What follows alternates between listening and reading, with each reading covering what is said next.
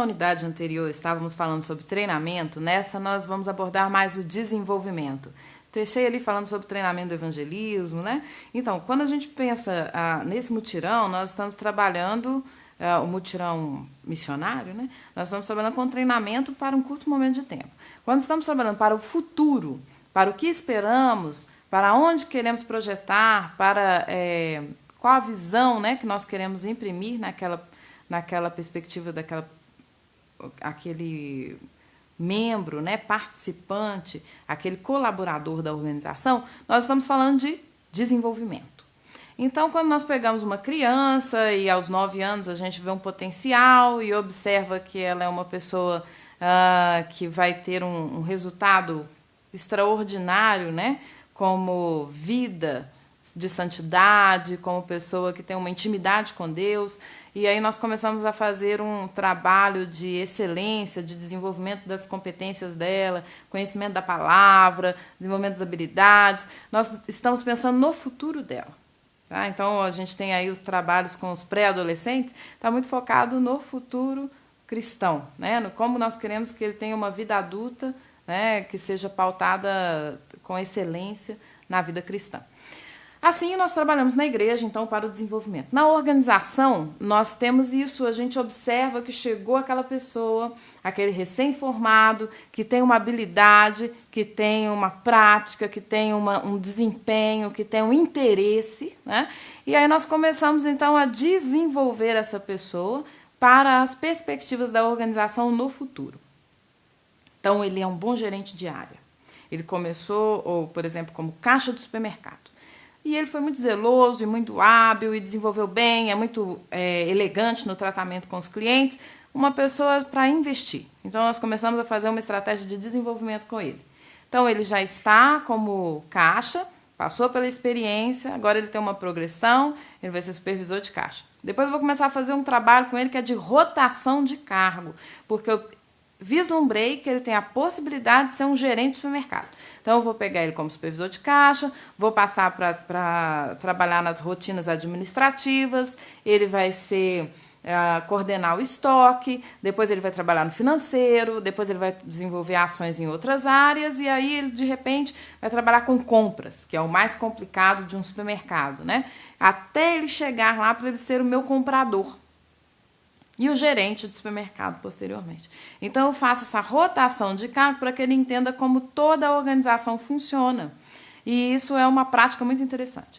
Uma outra forma que eu posso ter de desenvolvimento é tê-lo como meu assistente, ou assistente da função que eu acho que ele pode exercer.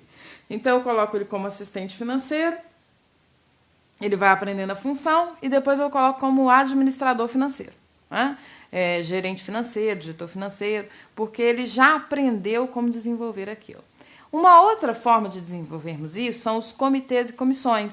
Por exemplo, quando ele participa da CIPA, que é de segurança, né, do trabalho, ele vai entender, ele vai transitar por outros setores e ele vai saber como funciona a organização. Então, essa é uma outra estratégia que nós podemos utilizar. Bem, isso tudo faz com que o funcionário tenha uma trajetória de desenvolvimento. Ele não cristalize no cargo, ele aprenda novas funções, ele aceite novos desafios. Nas nossas organizações, na peculiaridade batista, né, nós temos aí uma prática muito presente dos comitês e comissões. Os comitês e as comissões servem para introduzir novos membros, né, eles resolvem, são de resolução, e eles introduzem novos membros na discussão, de forma colegiada, a pessoa aprende a tratar e a ser uma pessoa consciente dos desafios que a organização atravessa. A minha experiência mesmo, desde criança na igreja, aos 9 anos, né? Ou desde criança, bebê, né? Como é uma estratégia de excelência, a prática de desenvolvimento incorporada agora na igreja, né? Inicialmente, me chamaram para ser assistente da professora da escola bíblica, e eu assumi aquilo como um grande desafio. Depois, me chamaram para ser assistente da secretaria da escola bíblica, e aí aprendi como que era a organização ali.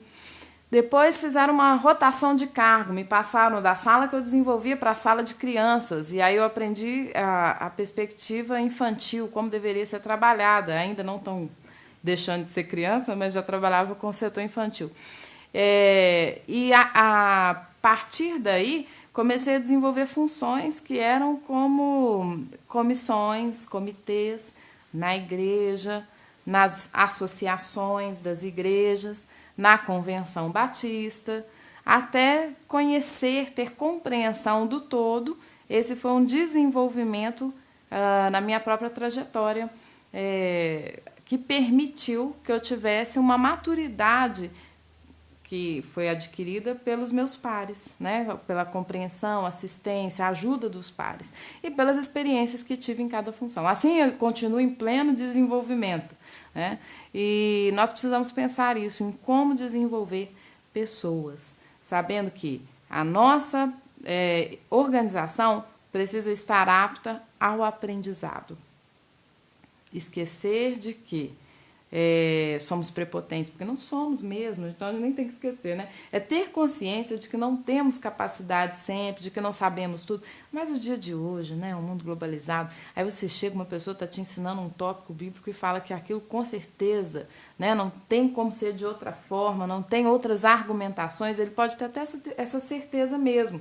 Agora, ser prepotente a dizer para o novo convertido de que ele não pode pensar diferente, às vezes afasta a pessoa. Então, a gente tem que permitir, até pela maturidade da tutoria, da mentoria, do coaching, de deixar a pessoa se expressar.